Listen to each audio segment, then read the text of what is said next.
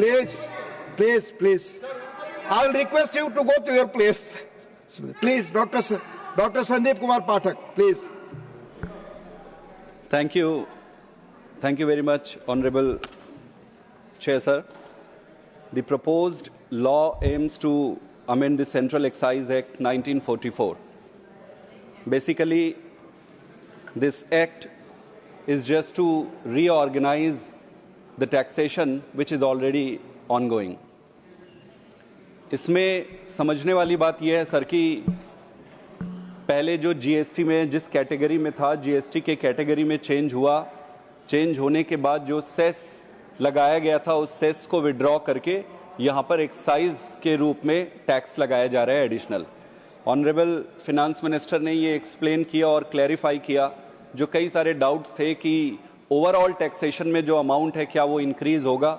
उन्होंने निचले सदन में लोकसभा में ये स्पष्ट किया है कि उस पर कोई प्रभाव नहीं पड़ेगा।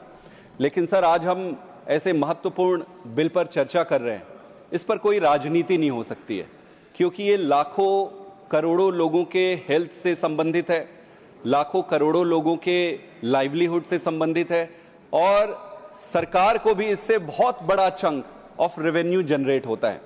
तो ये एक ऐसा कॉम्प्लेक्स सब्जेक्ट है जिसपे आज तक किसी भी सरकार ने अपना विजन स्पष्ट और क्लियर नहीं किया है।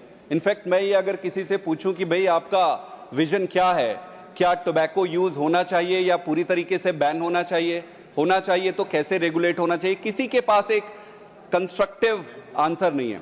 सबसे पहले तो मेरा आपके माध्यम से ऑनरेबल मिनिस्टर से ये प्रश्न है कि आपका विजन क्या है।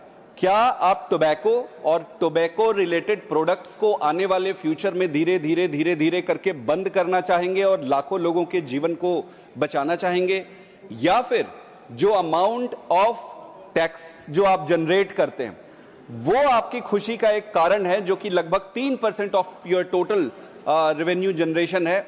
इतना बड़ा अमाउंट है और लाखों लोगों को जॉब भी देती है। तो क्या ये लाखों लोगों को जो जॉब्स मिल रहे हैं वो प्लस जो रेवेन्यू है वो ओवरराइड कर रहा है हेल्थ कंसर्न्स को? तो इसको हमें डाइसेक्ट करना चाहिए और इसको बहुत थॉरोली इन्वेस्टिगेट करना चाहिए। तो मैं यही चाहूंगा कि भाई आपका विजन क्या है। अगर सरकार का विजन ये है कि वो हेल्थ को कंसर्न में सामने रखती है और जनता के हेल्थ को प्राइमरी समझती है, जो टैक्स के माध्यम से जो रेवेन्यू जनरेट होता है वो इंपॉर्टेंट नहीं है, तो वो स्पष्ट करे और मेजरेबल आउटकम के माध्यम से हर साल दर साल उसको फिर मेजर करना चाहिए। अभी जो देखने में लगता है honourable chair sir, it is very difficult to understand कि सरकार का ध्यान हेल्थ के ऊपर है, क्योंकि अगर आप हेल्थ में देखें तो लगभग 30% यूथ ऐसे हैं जो टोबैको कंज्यूम कर रहे हैं और अगर कैंसर का आप ये ले लीजिए 70% जो कैंसर है वो टोबैको रिलेटेड है। इसमें से अबाउट 40 to 50% कैंसर जो डेथ्स हैं वो कैंसर से एसोसिएटेड है। ये तो सर बड़ी बीमारी हो गई। अगर छोटी बीमारी को ले तो ये बहुत वाइड स्प्रेड जो कंज्यूम करते हैं उनमें बहुत बुरी तरीके से ये फैला हुआ है और इसके कारण जो इकोनॉमिक लॉस है वो अबाउट 2 लाख करोड़ के आसपास है, which is massive. Now if you compare the revenue generation versus the economic loss because of various other parameters, then you are in no gain situation. It is like a loss. It is loss in every other terms. Honorable Chair sir, एक प्रश्न आता है कि भाई ban करने से क्या इसका समाधान निकलेगा और क्या इसको पूरी तरीके से बैन किया जा सकता है? ये तो सरकार बताएगी कि उनका विजन क्या है। गुजरात में लिकर बैन किया गया और पूरी तरीके से फ्लॉप हो गया है। कोई भी ऑर्डर कर सकता है शराब को और वो उसके घर पे डिलीवरी हो जाती है। बिहार में भी वो कई जगह राज्यों में अलग अलग स्तर पर इसको बैन करने की कोशिश की गई, लेकिन वो बैन सक्सेसफुल नहीं रहा। इसको समझना पड़ेगा कि नो मैटर आपके इंटेंशंस करेक्ट हैं, बट क्या वो सक्सेसफुल है या नहीं है ये आपको देखना पड़ेगा। जैसे ही आप एक्सेसिव टैक्सेशन लगाते हो, जैसे फॉर एग्जांपल सिगरेट का, ऑनरेबल चेयर सर, सिगरेट का जो मार्केट है 14 बिलियन के आसपास का है, इसमें हाई टैक्सेशन रहता है। हमारे देश में, हमारा देश पूरी दुनिया में 4th नंबर का सबसे ज्यादा इलीगल और इलिसिट सिगरेट का मार्केट है। तो ये समझना पड़ेगा कि एक्सेसिव टैक्सेशन आप लगा दो, इट्स वेरी इजी टू, आप यू लेवी टैक्स एंड ये से कि हम इसको रोकना चाहते, but you see the repercussion. Are we really able to control the cigarette consumption? The answer is no.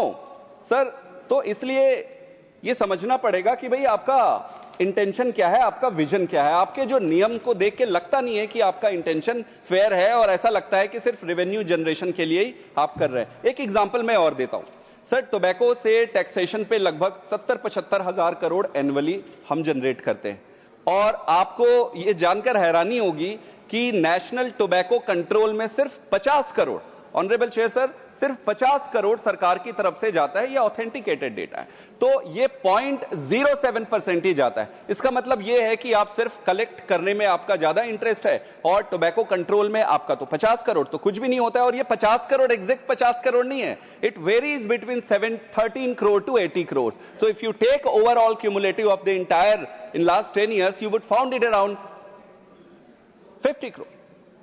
Sir इसका मतलब तो एक और इंटरेस्टिंग चीज है सर, कि पहले जो टोबैको कंट्रोल के नाम से फंडिंग जाती थी, अब उसको टेरिटरी कोर प्रोटेक्शन के नाम से एलोकेट किया जाता है। It is very difficult for an ordinary person to even track कि आपका जो अमाउंट है वो किधर जा रहा है, वो अमाउंट कहां पे आप अमाउंट भेज रहे हैं।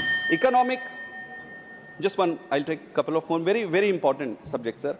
सर अगर आप एक चीज और देखेंगे कि जो रेगुलेटरी डिस्पैरिटी है, इसको समझना बहुत जरूरी है। रेगुलेटरी डिस्पैरिटी में देखेंगे कि सिगरेट पे हम ज्यादा टैक्स लगा देते हैं, हमें लगता है कि सिगरेट पे ज्यादा टैक्स लगाएंगे तो कंजम्पशन उसका कम हो जाएगा, और जो बीड़ी है और तंबाकू है उस पे टैक्स हम नीचे रखते हैं। हमें यह लगता है क्योंकि राजनीति भी है, राजनीति के कारण लाखों लोग की लाइवलीहुड से जुड़ा हुआ है, तो बीड़ी पे और टोबैको पे टैक्सेशन काफी कम रखा जाता है। इसका असर यह नहीं होता कि कोई सिगरेट पीना छोड़ देता है, असर यह होता है कि जो ज्यादा पैसे वाले फिर सिगरेट पीते हैं, जिसके पास पैसा कम होता है वो बीड़ी पे और बाकी पे स्विच हो जाता है। सर जो बीड़ी मेकर विमेन है, मोस्टली विमेन बीड़ी रोलिंग का काम करते हैं और घर से करते हैं, बच्चे उसी घर में रहते हैं, कोई वेंटिलेशन नहीं होता। सर इस पे इतना ज्यादा हेल्थ डेट्रीमेंटल है कि इसको आप काउंट भी नहीं कर सकते इसमें। ऑनरेबल चेयर सर, इंपॉर्टेंट चीज और है कि जो पान मसाला में सरोगेट एडवर्टाइजमेंट है वो रैम्पेंट है। आप चारों तरफ देख सकते हैं कि विमल के नाम से या 2 पाउच गुटखा के नाम से। Final thing sir, finance minister ji ने कहा था कि 1 लाख करोड़ के आसपास जो खेती है उसको डाइवर्सिफाई कर दिया गया है, लेकिन सर ये लगता नहीं है, क्योंकि प्रोडक्शन 2.87% के रेट से राइज हो रहा है, एक्सपोर्ट 36% राइज हो रहा है, सर कंजम्पशन भी बढ़ गया है। वेरी इंपॉर्टेंट थिंग, मैं मेरे पार्टी के पास और टाइम है सर, 3 मिनट उससे मैं ले लूंगा, कन्फाइन मेरी पार्टी के टाइम से मैं ले लूंगा सर। इसमें जो आईटीसी एक इंपॉर्टेंट, एक बड़ी कंपनी है जो सिगरेट बनाती है। आईटीसी एक इंपॉर्टेंट कंपनी है जो बीड़ी बनाती है, डाइवर्सिफाइड कंपनी है। इसमें सर सरकार का डिफरेंट पीएसयूज के माध्यम से अबाउट 25% इन्वेस्टमेंट है। सर सरकार खुद आईटीसी कंपनी और कई ऐसे सिगरेट टोबैको रिलेटेड कंपनी में इन्वेस्ट कर रही है जो टोबैको बनाती है। इसके अलावा सर इन कंपनी से जो टोबैको रिलेटेड है वहां पॉलिटिकल फंडिंग भी हो रहा है, पॉलिटिकल फंडिंग्स लिए जा रहे हैं। मैं आज नाम नहीं लूंगा, सारे मेजर पॉलिटिकल पार्टीज को ये फंडिंग की है। तो सर जो कंज्यूम कर रहा है वो सफरर है, जो प्रोड्यूस कर रहा है किसान वो सफरर है। फिर फायदा किसको है? फायदा है वो ट्रेडिंग जो कर रहे हैं कंपनी उसको, और कई सारे पॉलिटिकल पार्टीज को जो इससे फंडिंग ले रहे हैं। Thank you. Shri Medha Raghunatha Reddy.